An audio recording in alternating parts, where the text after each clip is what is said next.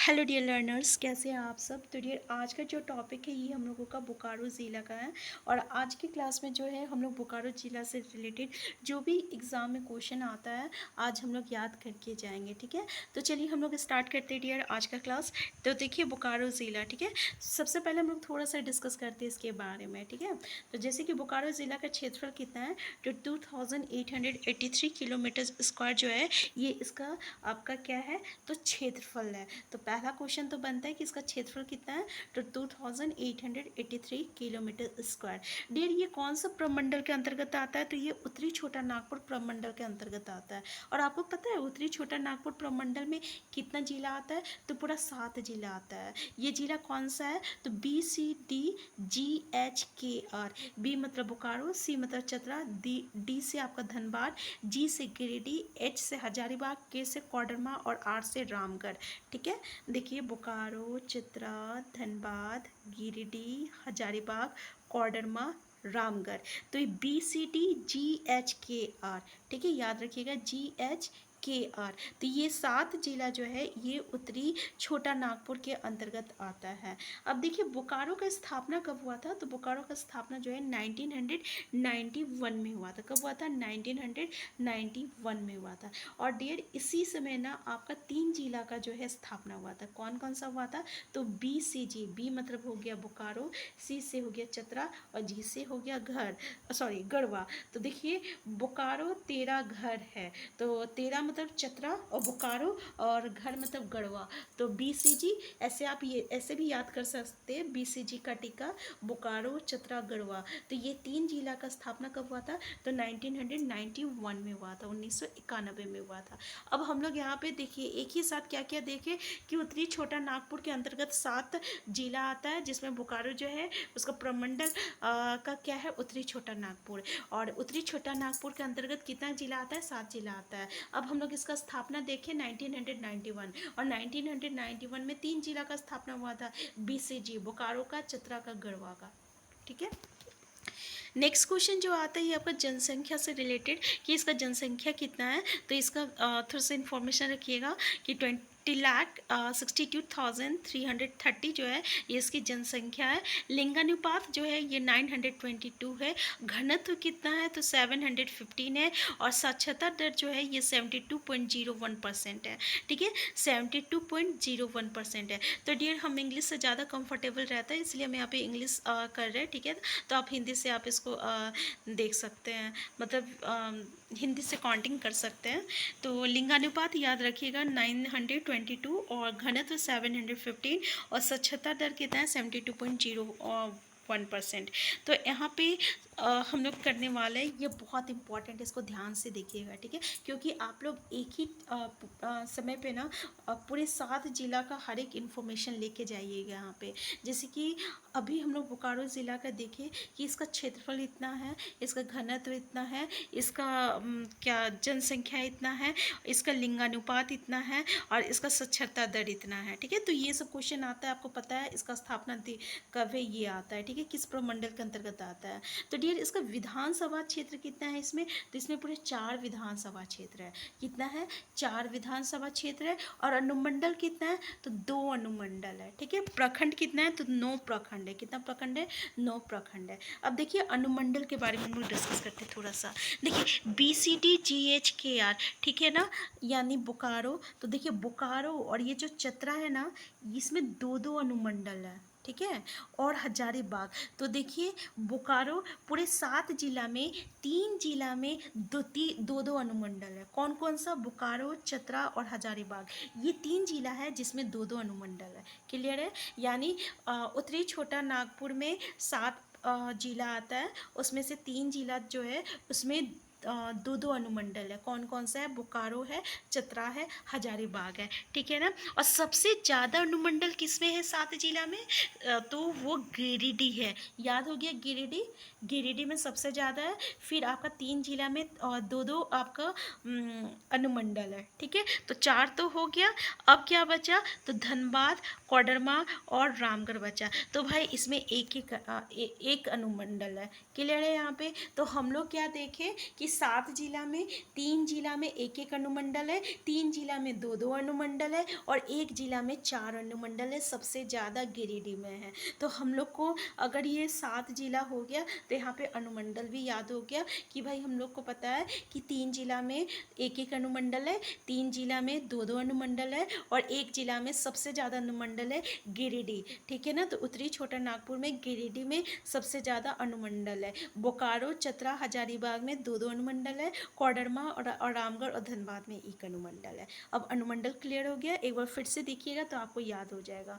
अब देखते हैं हम लोग विधानसभा क्षेत्र। तो बोकारो में 4 विधानसभा क्षेत्र है। ठीक है ना।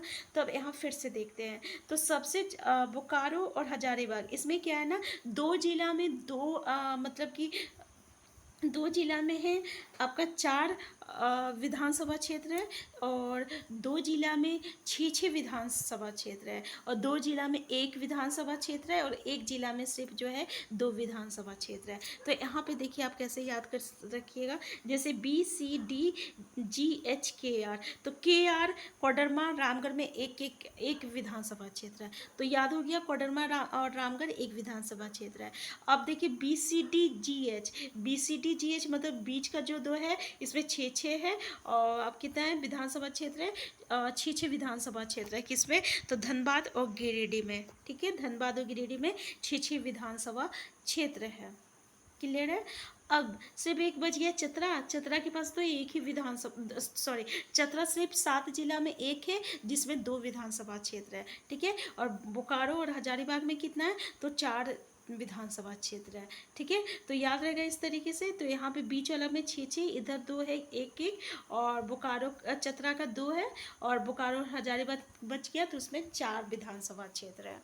अब देखिए प्रखंड के बारे में देखते हैं। तो प्रखंड में देखिए सबसे ज़्यादा प्रखंड जो है ये हजारीबाग में 16 प्रखंड है। ठीक है, सबसे ज़्यादा है 16 प्रखंड हजारीबाग में। फिर उसके बाद किस में है, तो उसके बाद आपको गिरिडीह में है। ठीक है। तो गिरिडीह में कितना हो गया, 13 है। गिरिडीह में कितना है, 13 है। उससे कम एक है आपका किसमें, चतरा में है। उससे एक कम चतरा में है। ठीक है ना। और उससे एक कम किस में है, तो आपका धनबाद में है। तो देखिए इस तरीके से आपको याद रखना होगा कि भाई सबसे ज़्यादा तो हजारीबाग में है, उसके बाद आपका सॉरी हजारीबाग में, उसके बाद आपका गिरिडीह में है तो 13 है गिरिडीह में। उससे एक कम जो है आपका किसमें, चतरा में, और उससे एक कम किसमें, धनबाद में है। तो यहाँ तक तो हो गया। और लास्ट का जो कोडरमा और रामगढ़ है उसमें 6 विधानसभा क्षेत्र है। कोडरमा और रामगढ़ में कितना विधानसभा है, 6 विधानसभा क्षेत्र है। और बोकारो में कितना विधानसभा क्षेत्र है, तो 9 विधानसभा क्षेत्र है। तो ये आप इस तरीके से जो है आपको रिलेट करके याद करना पड़ेगा और इसमें कंफ्यूजन नहीं होगा डियर। यहाँ पे हमको पता है कितना विधानसभा क्षेत्र है, 6 विधानसभा क्षेत्र है। सबसे ज़्यादा किसमें विधानसभा क्षेत्र है, तो देखिए सबसे ज़्यादा हम लोग देखें हजारीबाग में 16, उससे कम कितना है आपका गिरिडीह में कितना है, 13 है। उससे एक कम किस में है, तो यहाँ पे देखिए याद कर सकते हैं चतरा। उससे एक कम किस में है, तो धनबाद। और 9 विधानसभा क्षेत्र जो है बोकारो में। अगर इसको आप 2 बार रिपीट कीजिएगा ना तो ऑब्वियसली हम कह रहे हैं कि आपको ये याद हो जाएगा। और यहाँ पे जो है आप एक ही साथ, ठीक है, विधानसभा क्षेत्र हो गया, अनुमंडल हो गया, प्रखंड हो गया, याद करके जाइएगा और साथ में प्रमंडल।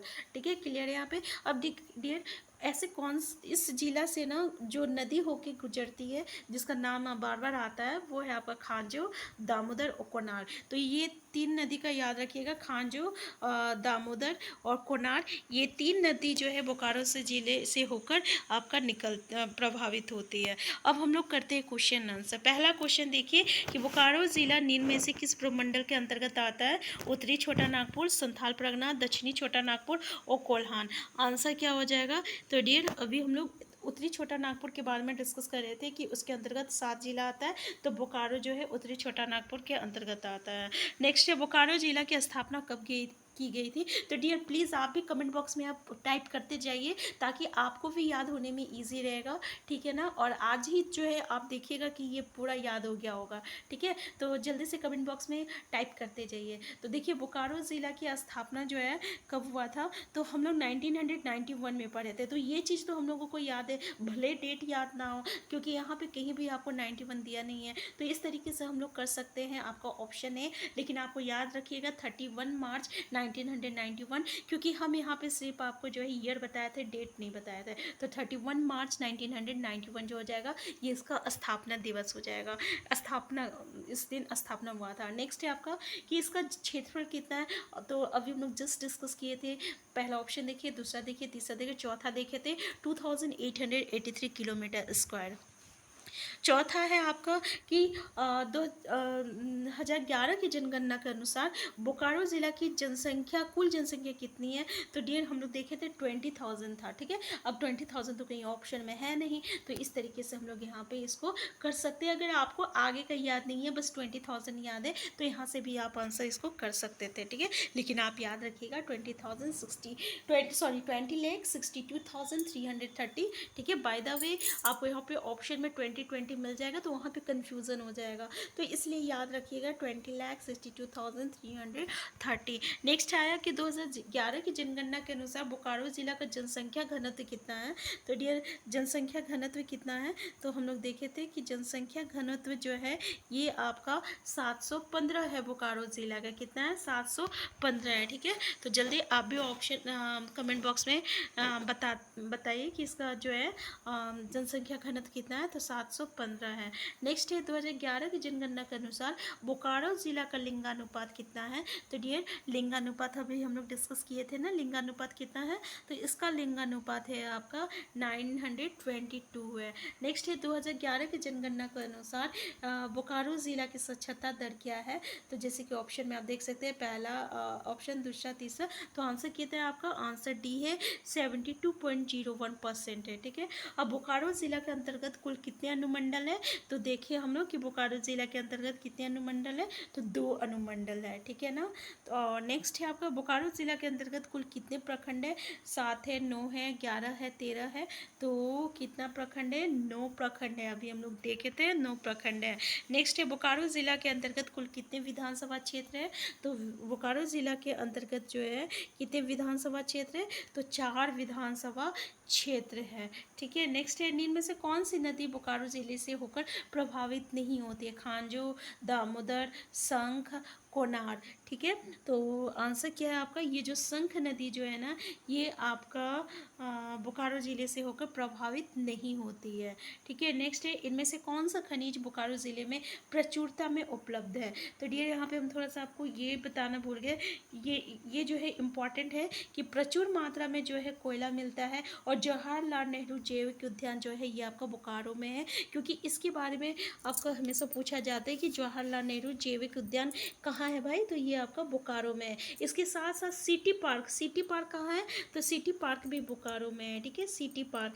और एक है आपका बोकारो स्टील प्लांट, आपको तो बोकारो से ही पता चल रहा है, जो कि आपका भारत का पहला लौह इस्पात उद्योग है। तो ये बोकारो स्टील प्लांट जो है ये तो बोकारो हो गया। तेनू घाट बांध, अब क्या है, एक तेनू घाट बांध, ये भी याद रखिएगा, तेनू घाट बांध, ठीक है। तो ये भी आपका बोकारो में है।